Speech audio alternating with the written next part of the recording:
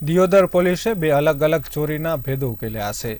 દિયોદરના ગ્રામીણ અને શહેરી વિકાસમાં વિસ્તારમાં પોલીસની ટીમ પેટ્રોલિંગ પર હતી। આ દરમિયાન દિયોદરના ગોદા પાસેથી પસાર થતી નર્મદાની મુખ્ય કેનાલ પાસે બે ઇસમો શંકાસ્પદ રીતે ઉભેલા હતા। તેમની પાસે મોનોબ્લેક મોટર હતી, જેથી પોલીસને શંકા જતા તેમની પૂછપરછ કરાઈ હતી અને મોનોબ્લેક મોટરને લઈ સવાલ કરાતા સંતોષકારક જવાબ મળ્યો ન હતો, જેથી પોલીસે બંને શખ્સોની અટકાયત કરતા મોનોબ્લોક મોટરની ચોરી કરી હોવાની કબૂલાત કરી હતી। આ ઉપરાંત અન્ય એક બનાવમાં દિયોદર પોલીસની ટીમ હાઈવે વિસ્તાર પર પેટ્રોલિંગ કરી રહી હતી। તે દરમિયાન ખીમાણા ચોકડી પાસે એક ઈસમ ચોરીનું બાઇક લઈને પસાર થતા દિયોદર પોલીસની ટીમની શંકાના આધારે તેની અટકાયત કરી તેમની પૂછપરછ કરાતા તેનું નામ નરોત્તમ ઉર્ફે મુન્નો જેસુખભાઈ રાવળ જણાવ્યું હતું। જોકે ચોરીના ગુનાનું મોટરસાયકલ હોવાનું પોલીસને ધ્યાને આવતા દિયોદર પોલીસે ગુનો નોંધી ચોરીની બાઇક કબજે કરી કાયદેસરની કાર્યવાહી પણ હાથ ધરી હતી।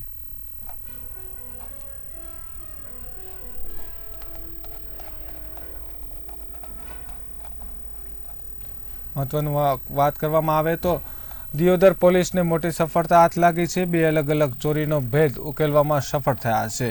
વાત કરવામાં આવે દિયોદર પોલીસે બે અલગ અલગ ચોરીના ભેદો ઉકેલ્યા છે। દિયોદરના ગ્રામ્ય અને શહેરી વિસ્તારોમાં પોલીસની ટીમ પેટ્રોલિંગ પર હતી। આ દરમિયાન દિયોદરના ગોદા પાસેથી પસાર થતી નર્મદાના મુખ્ય કેનાલ પાસે બે ઇસમો શંકાસ્પદ હાલતમાં ઉભેલા હતા। તેમની પાસે મોનોબ્લોક મોટર હતી, જેથી પોલીસને શંકા જતા તેમની પૂછપરછ કરી હતી અને મોનોબ્લોક મોટરને લઈ સવાલ કરાતા સંતોષકારક જવાબ ન મળ્યા હતા, જેથી પોલીસે બંને શખ્સોની અટકાયત કરી હતી। મોનોબ્લોક મોટરની ચોરી કરી હોવાની કબૂલાત કરી હતી।